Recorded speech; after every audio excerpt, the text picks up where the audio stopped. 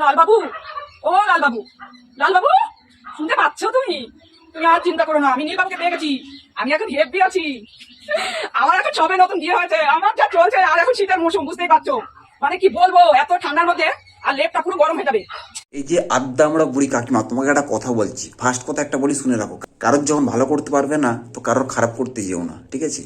কারণ দেখো, একজনের মাথায় সিঁদুর না থাকাতে যে কি অবস্থা হয় বা তার পরিস্থিতি কী হয়, সেও তো সেই জানে। দেখো, তোমার হাতে আছে, তুমি সেটা বুঝবে না। কথায় আছে না, বাড়ির ছাদ যারা আছে সে কখনো ছাদের মর্ম বোঝে না। তোমার মাথায় ছাদ আছে, তাই তুমি বুঝতে চাইছো না। ওনার মাথায় ছাদ নেই, উনি ভালো করে জানেন যে এই সমাজে বাঁচতে গেলে অন্তত কারোর সাপোর্ট চাই, ঠিক আছে? আর উনি কোনো ভুল করেননি, উনি বাঁচতে এসেছেন এবং নতুন করে বিয়ে করেছে, সংসার করেছে, ভালো থাকুক সে।